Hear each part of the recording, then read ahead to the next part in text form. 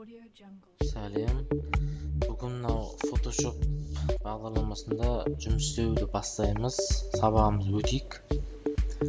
Жалпы Photoshop қазіргі күнде бізге жалпы Photoshop не үшін керек, және ол қандай программа, соған кішкене тоқталып өтейік. Photoshop жалпы мынау дизайнерлерге керек бағдарлама. Photoshopпен кез келген сурет сала аласыз, немесе дайын суреттерді өңдей аласыз. Бұл Photoshopта анимация жасауға болады. Анимационный баннерлер жасауға болады. В общем, Photoshopпен осы дизайнға байланысты көп нәрсені жасауға болады. Adobe Photoshop жалпы Adobe компаниясының өнімі. Мысалға дизайнға байланысты Adobe компаниясында тек қана Photoshop емес, ол жерде Adobe Illustrator деген бағдарлама бар. Adobe Illustrator ол таза графический бағдарлама. Яғни графикалық файлдарды өңдеп, соны неше түрлі дизайнер жасауға болады. Мысалға графикаға байланысты логотип, бәрін сол Adobe Illustrator бағдарламасымен жасайды. Ал Photoshopта мысалға Adobe Illustrator бағдарламасында жасай алмайтын нәрсені Photoshopта жасай алмайтын нәрсені Adobe Illustrator жасауға болады. Мысалға дизайнға байланысты тағы да Adobe InDesign деген бар. Ол мысалға продукттер көп Adobe-дің. Бірақ соның ішінде бүгін Photoshop'ты қысқаша өтейік. Photoshop жалпы үлкен бағдарлама, бұның бәрін мысалға өтіп мүмкін емес, оның бәрін бірден өту. Сондықтан Photoshop'та хотя бы ең басты негізгі нәрселерді жасап өтуге болады. Мысалға смайликтер дайындау, смайликтерді неде дайындаймыз, немесе баннерлер дайындау. Қазір керегі бізге баннер болып тұр, баннер, смайликтер, одан кейін неге сайтқа керек, мысалы логотип, солардың бәрін жасауға болады. Қазір күнде Photoshop'тың ең соңғы версиясы Adobe Photoshop CC деп аталады. Ең соңғы шыққан версиясы. Қазір мынау мендегі версия бұл Adobe CS6, CS6. Мысалға Adobe-дің сайтына кірейік, официальный сайтына. Adobe.com.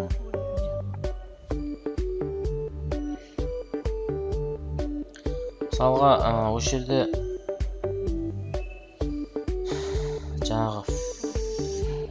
продуктлерден тоқталдық, менюға кіреміз. Мыналар мысалға Adobe-дің продуктлерін. After Effects мысалға неге байланысты? Видеоны өңдейді осымен. Premiere Pro'да видеоға өңдеуге байланысты. Мына жерде эффектлер қосады. InDesign дизайнға, Illustrator'дан графический бағдарлама жасауға. Photoshop, See All десек, қалғандарын көреміз.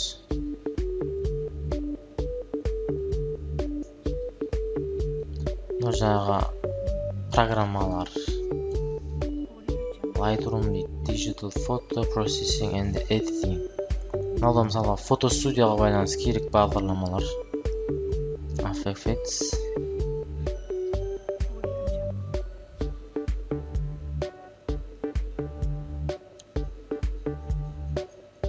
Dreamweaver деген бана сайт істеуге керек. Dreamweaver. Сайттың дизайнын бәрін осымен істеуге болады. Animate дейді. Flash Professional is now Adobe Animate CC. Анимация создавать етуге болады. Flash анимация. Adobe Audition звуковой файлдар бар, соны осымен аудио дейміз. Audio recording, mixing and restaurant. fuse it, create custom 3D 3D форматтагы нем намесе болот. Now website design without coding it. Website designга кирип now mobile and web design. Flash builder deyт, encopy, Adobe Slate, Adobe Media Encoder. Көп екен бағдарламасы.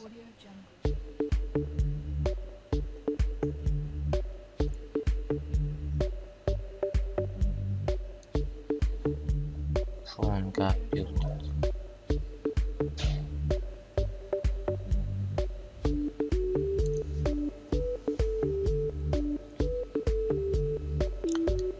Сонымен жаңағы Photoshopқа тоқталайық.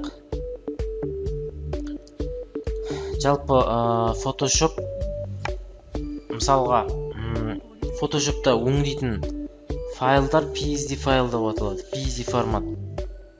Мысалға егер сіз дайын бір продуктлар болса, Photoshopта жасалған, соны өзіңіздің қалауыңызша өзгерткіңіз келсе, онда Photoshop'тың жаңағы PSD форматтағы файлдарды іздеуге болады. Мысалы, интернетте де көп нелер, бағдарламалар. Жаңағы дайын файлдар көп. Мысалға, мынандай не деген сайт бар? Freepik.com деген. Бірақ бұл сайтта асырым жаңағы графический файлдар дайын. Бірақ Photoshop'қа да байланысты нелер бар. Одан кейін Photoshop Master деген сайт бар. Бұл жерде тегін алатын нәрселер көп. Photoshop Master.ru деген бұл ең танымал сайт Ресейдегі. Ресей емес, даже TMD елінде ең мықты сайт. Бұл жаңағы Евгений Попов деген бір жігіт бар. Инфобизнесмен, соның әйелінің сайты. Photoshop'қа байланысты көп нәрсені табуға болады осы жерде. Кисти, рамки, дополнение қосуға болады жаңағы Photoshop'қа, градиент, шрифты. Так.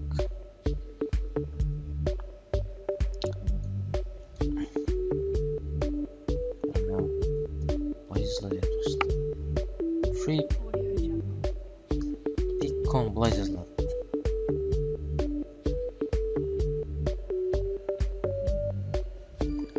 Мысалы, мына Photoshop'та, мына Photoshop Master.ru-да бізге мысалға не керек болады? Шрифттер. Мысалы, көп шрифттер қазақша оқымайды. Сондықтан шрифтіға кірсек, русский дегенге кіреміз. Кириллицаны оқымайды көп шрифттер. Мына шрифттер кириллицаны оқитын шрифттер. Мындай мысалы. Мынада дем шрифт. Plain scripted normal. Мынада дем шрифт. Мысалы, осы шрифттер тегін скачать етуге болады осы жерден. Бірақ бірінші мысалға басасыз үстінен. Мысалы, осы шрифтті өзімізге жүктеп алайық.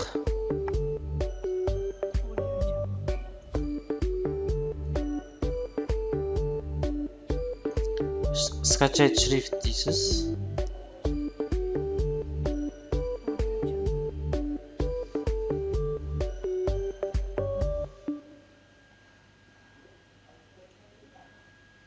Скачивание начнет через 23 секунд дейді. Егер тіркелсеңіз, осы сайтқа тіркелсеңіз 5 секундта бірден скачать етуге болады. Ал тіркелмесеңіз бұлай күтесіз, 25 секунд күтесіз.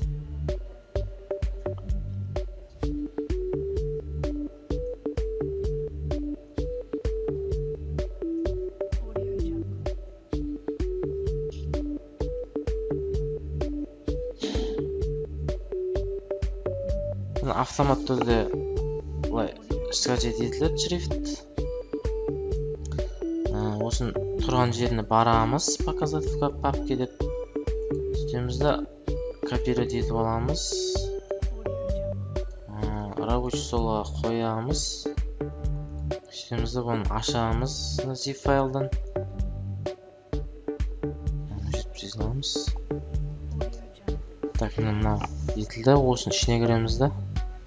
Мынаны аламыз, көшіріп аламыз. Копировать. Şimdi пускқа кіреміз. Панель управления. Осы жерде мына толық бәрін ала аламыз. Элементы. Мына шрифтіға кіреміз.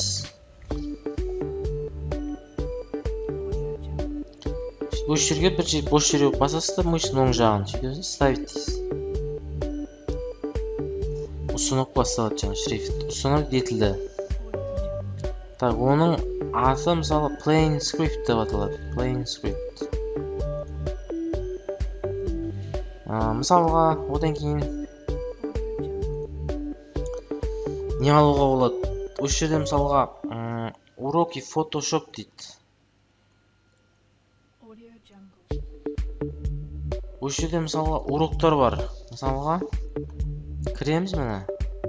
Уроки Photoshop деп тұр ғой. Бізге мысалға работа с текстом. Сосын басасыз. Сол жерде мына жерде көп уроктар шығады. Міне. Осы уроктарды көруге болады. Көруге емес, мысалға текстке байланысты, бәрі текстке байланысты сабақтар. Мысалға мына нені қалай саламыз? Ішіне кіреміз. Осы жерде сізге шаг-шагымен көрсетеді. Итоговый результат мынандай. Шаг 1 дейді міне. Жаңа создавать етесіз. Осы жерде міне бәрін толық көрсетіп қойған. Келесіз да.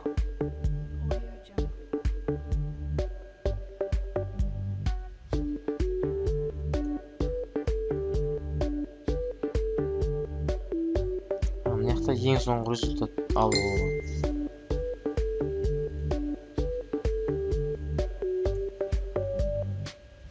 Осыны көруге болады.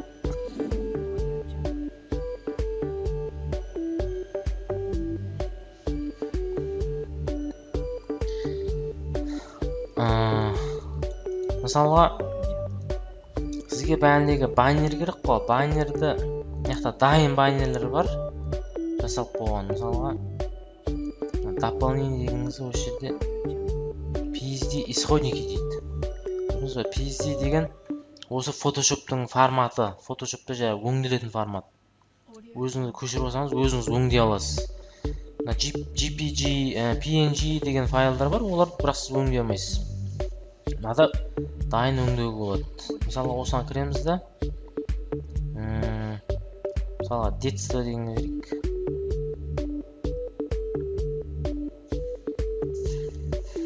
Детство дегенге кіреміз. Міне мынандай суреттер бар дайын.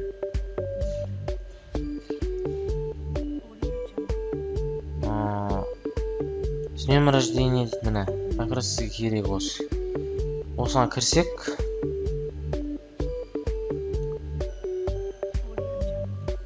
Открытку создавать етуге болады. Мысалы 7 мегабайт осыны көшіріп аламыз өзімізге. Бірінші мен войти деп кіре салайын. Facebook'тан кіре салайын.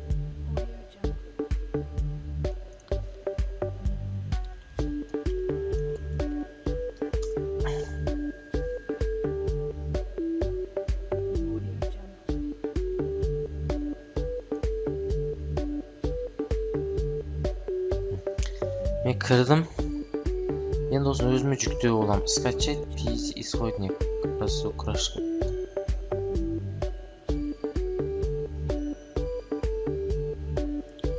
Үш секунд күтем. Мына. Скачать етіліп жатыр. 7 мегабайт екен. 7-6 мегабайт.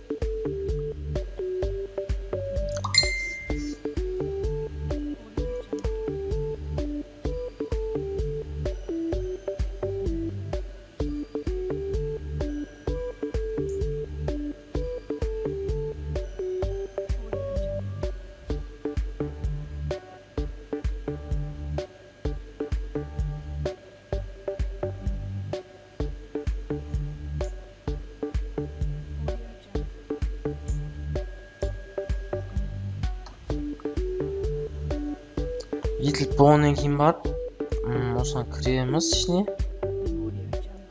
Ішінде не бар екен? Так. PC дейді. Так, мультяшки аппер дейді. Мысалға енді осыны ашып көрудің болсақ, жаңағы файл.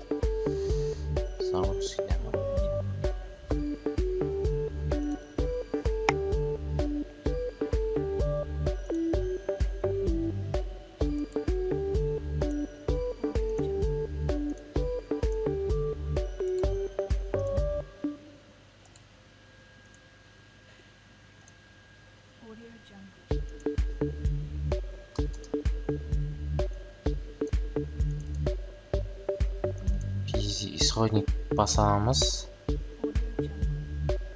Photoshop'пен ашады соны.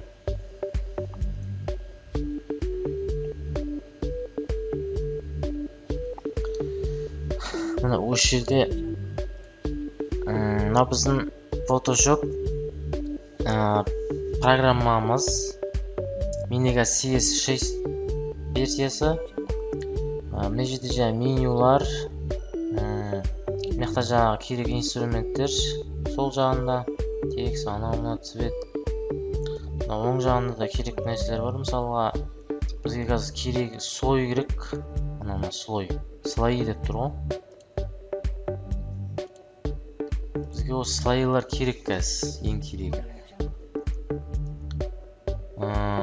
Мысалға бүйтіп өшіріп тастауға болады фон. Слой 0 дейді. Миккиді өшіріп тастауға болады да көткізіп.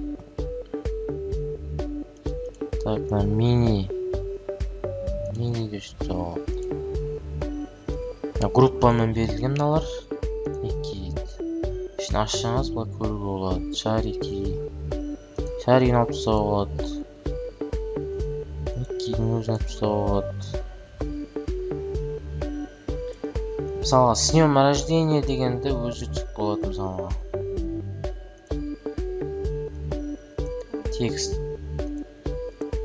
текстке кіреміз.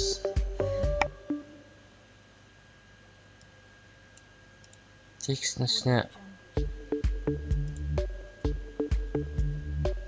текстке мысалға текстің үстіне қоямыз да нені. Так. Осы жерде мына тана бассаңыз текст. Тана басып өзгертуге болады. Осы жерде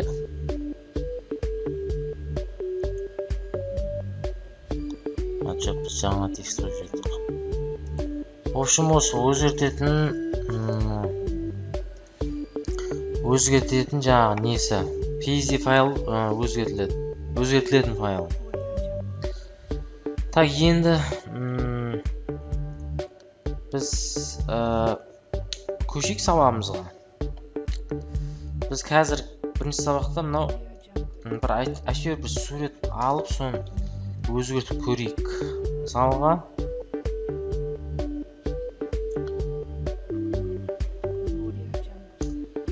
бір сурет алайық интернеттен.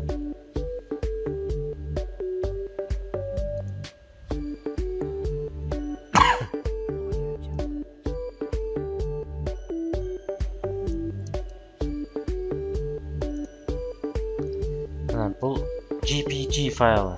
JPG.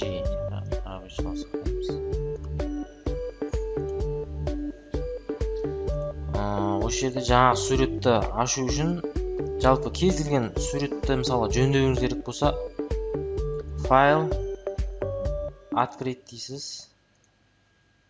Осы жерде өзіңіз жаңағы керек суретіңіз таңдайсыз.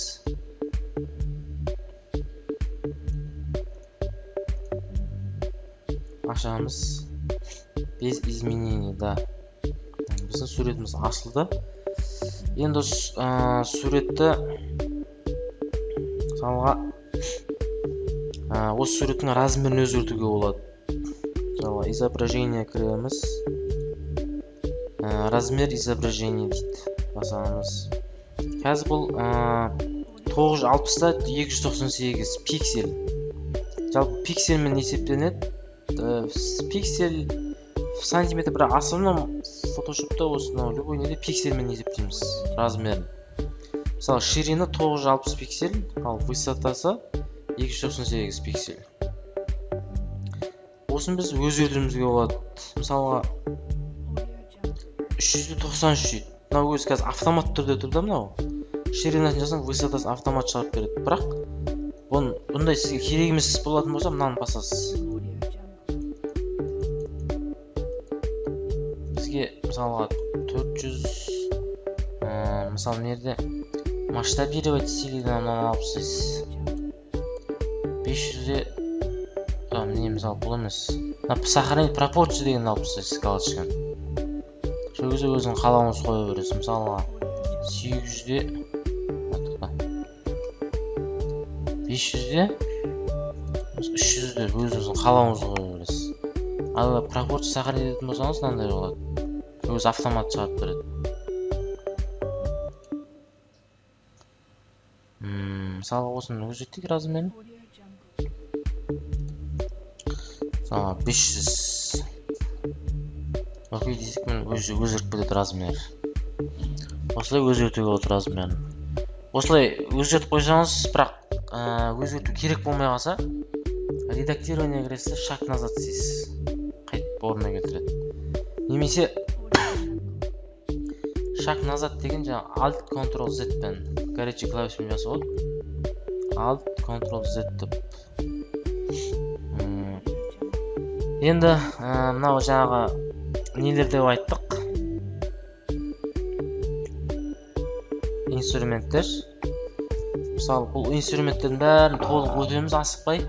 Мынаны оң жағын бассаңыз, мысалға инструмент прямоугольник, инструмент овальная область, осын басып, кесіп алады. Мысалға домалақ қыламыз, машинені кесіп аламыз. Қырқып алады бейт. Суреттен қырқып алады машинені.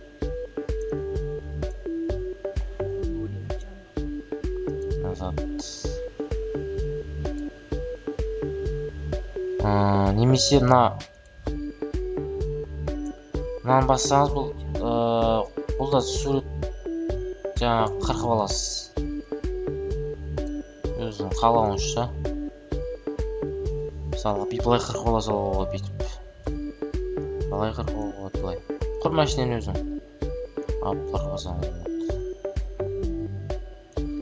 Болғаннан кейін интерді бассаңыз, былай қырқып аласыз машинені. Осылай да істеуге болады. Шаг назад.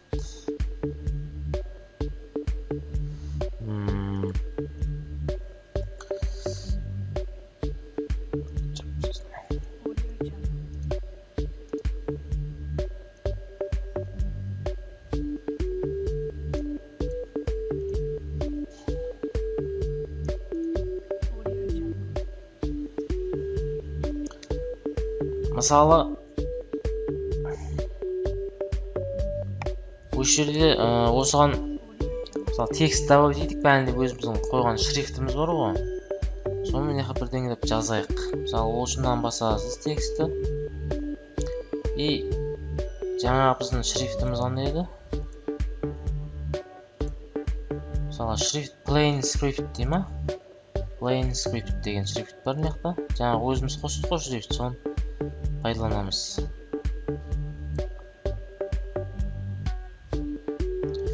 Так, ол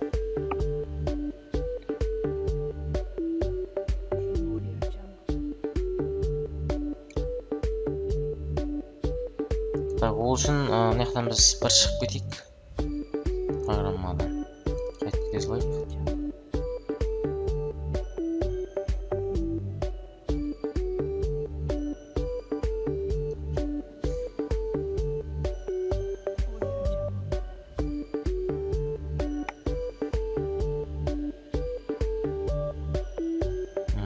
Жаңа сурет ашамыз.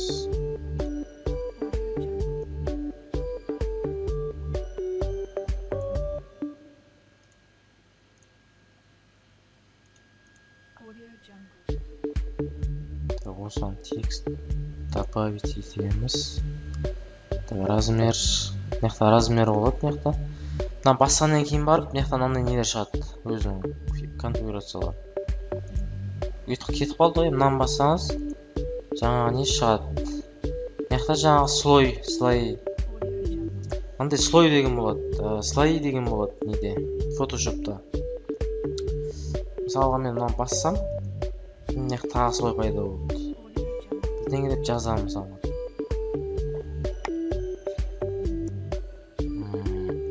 Мысалы, мынаны керек емес болса өшіріп жазамын. Удалить слой деп. Мынаны түсіне апарамын да, мынаны ортасына басамын. Осы жерге жазамын.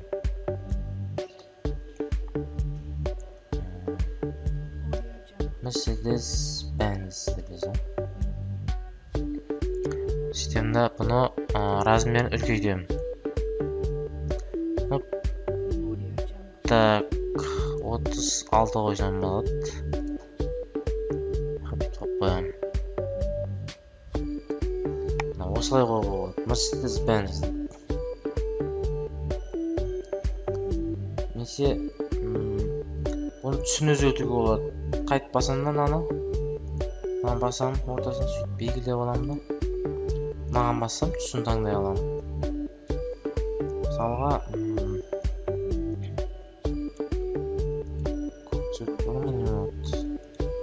Mercedes-Benz. Немесе тағы да жаңа нені басам, мынаны басам да, белгілеп аламын да. Мынаны басып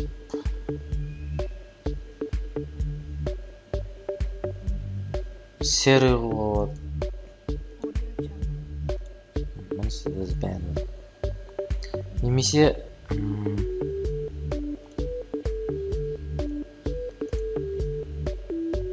белгілеп алып, мынаны бассақ, мынандай не пайда болады, ручка. Осы жерде кез келген түске қоюға болады. Мысалға мынандай түске қояйын. Осыған өзгереді. Немесе мынандай түске қойсаңыз білмей қалады. Мынандай түске қойық. Былайынан мына түске ауысты. Mercedes-Benz.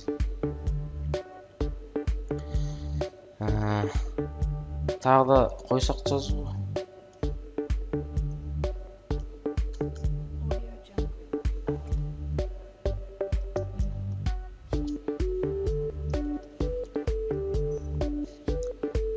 Немесе андай жазу.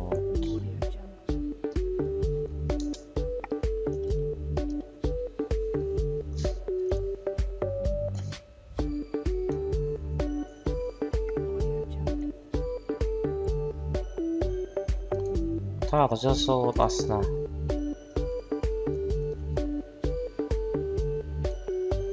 Түсіне қарамыз ба? Астына болады. Жылжыту оңға, солға жылжыта бересіз. Сол астына сөресіз.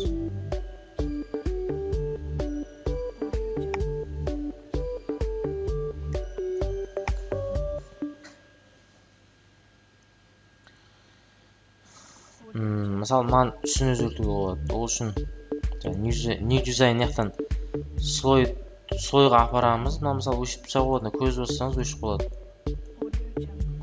Осы түсін апарамыз да, мына қайтып басамыз. Түсін өзгертеміз.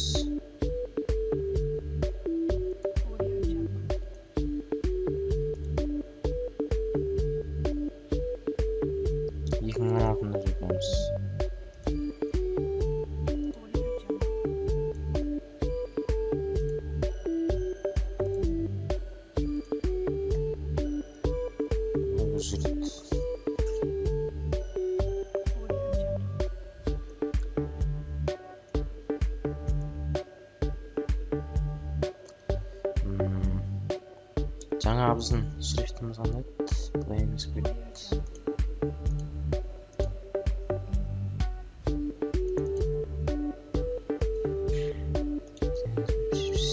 Normal дейді.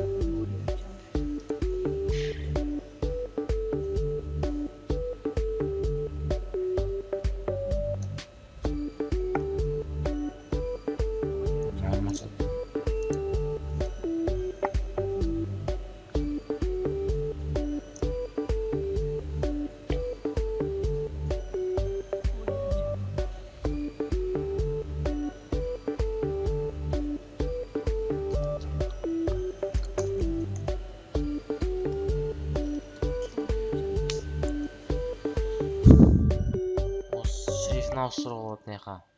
Мынаны бассаңыз ауысады.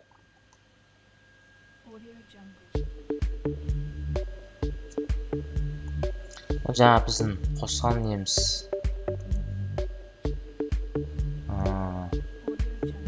Жаңа шрифтіміз қосқан.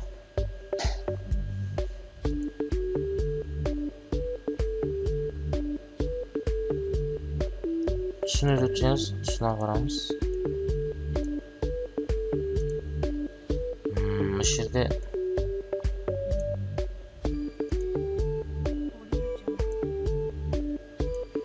мысалға тексеруге болады. Көрмей алайын.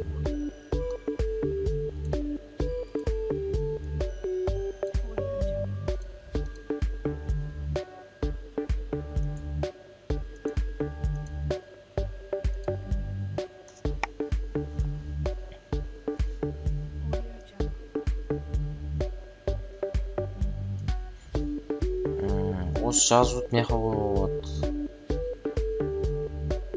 Мысалға, бұны толық белгілеу үшін Ctrl-T-ны басасыз. Размерін белгілейді. Сөйтіп былай апарып оңға солға жазып былай не ала бересіз. Оңға солға жазып беруге болады. Жаңағы горизонтально деген сияқты.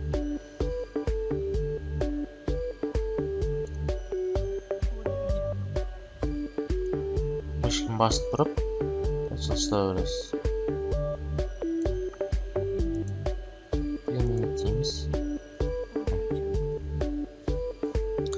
Осылай істеуге болады.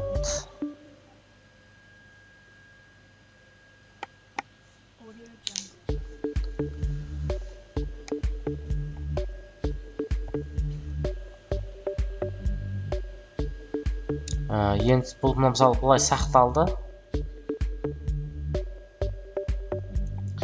Енді осы бұлай мысалға жасап болғаннан кейін файлыңыз сақтасаңыз болады. Ол үшін файл сохранить как. Осы жерде не жерде Photoshop PSD-де тұр. Не үшін PSD-де сақтап аласыз өзіңіз, кейін өзіңіз өзгертіп жөндей аласыз.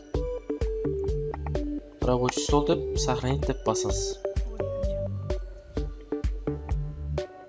Немесе кәдімгі JPG файлмен сақтауға болады. JPG деп, JPG деп. Атын өзгертіп кішкене.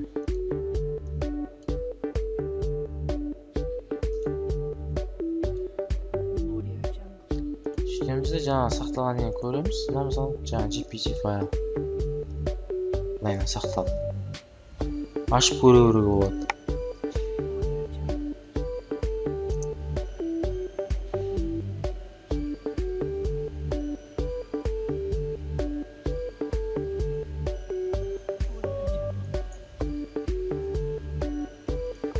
Мынау сақтаған бұл жаңағы Photoshop сақтаған файл.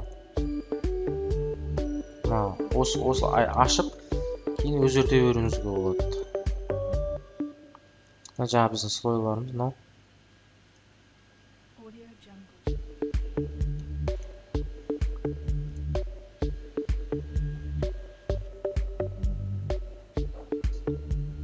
Егер сіз мысалға дайын суреті емес, өзіңіз бір баннер немесе басқа да нәрселер создавать еткіңіз келсе, онда сіз мынау файлға кіресіз да, осы жерде создать деген басасыз. Осы жерде мынау ширина высотасын қойып жазуға болады. Мысалға бір баннер создавать етіп көрейік. Мысалға 500-де 200 десек. 500 пиксель, 200 пиксель. Жазамыз, мынандай болады. Осы жерге профессионал түр болмаса да, бұлай немен жазып көрейік. Мысалға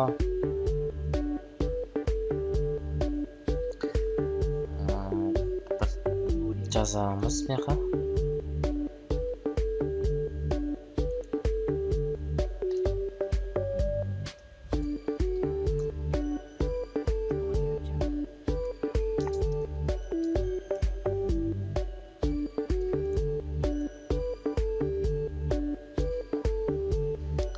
Лезгі сатамыз.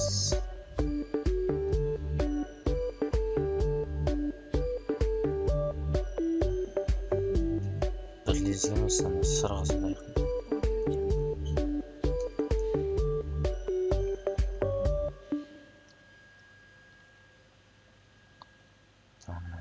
Мына мысалы белгілеп басқа қоюға болады.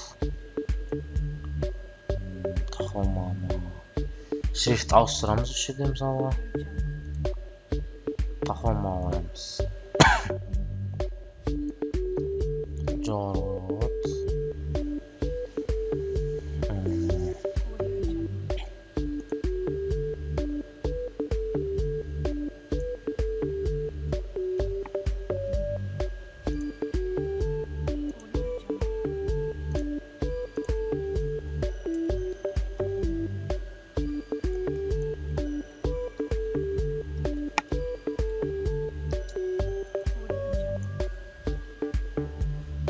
Аға.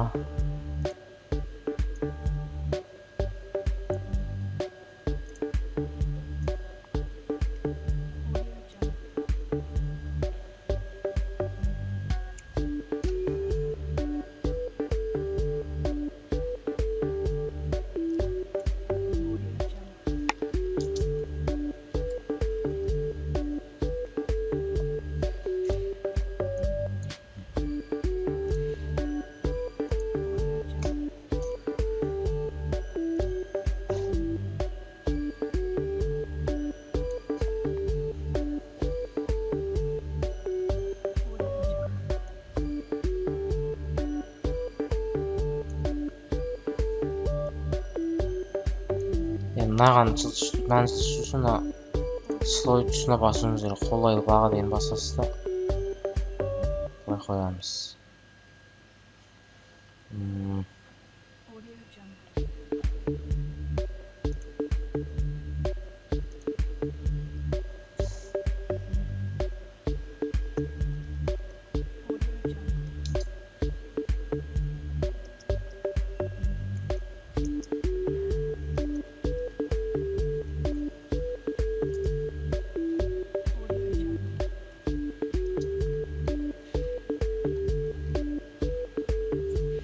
Zip жазасыз.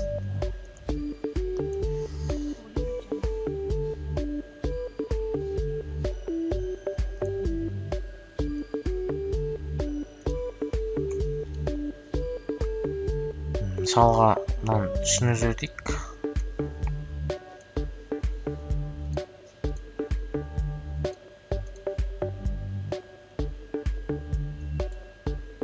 Қолайлы баға дедік па?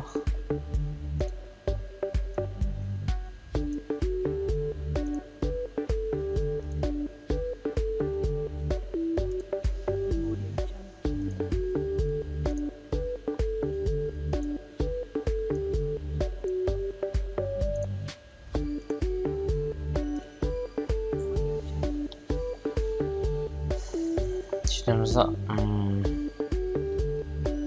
сәл текстінде размерін өзгертуге болады. Мысалы, мынаны тек қана мынау емес, мынаны бассаңыз, мияқта былай қолмен өзгертуге болады. Мысалы, 10-ды қойсаңыз болады. 14-ді қойсаңыз болады.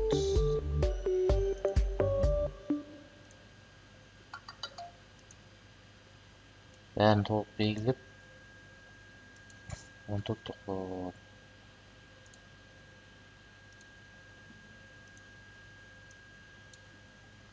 Анда 14.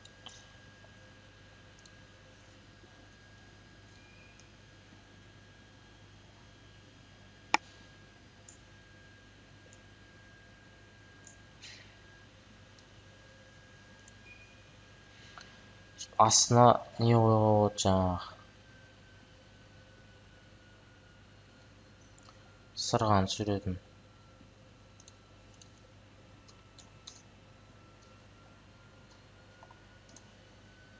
Сырғаны дейсіз осы сервері.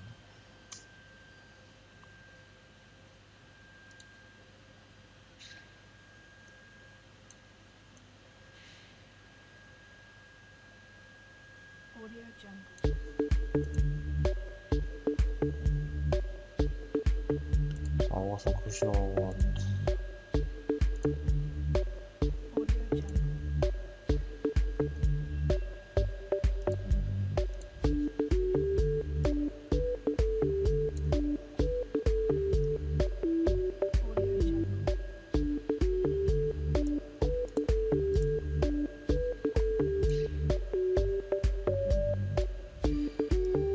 Мынаны алып тияққа болады. Үстемізде Ctrl T-ны бассаңыз размер кішірейді. Бір кішірейтуге болады размер. Ctrl T-ны басып тұрасыз. Тұрып қоямыз. Интерге басамыз.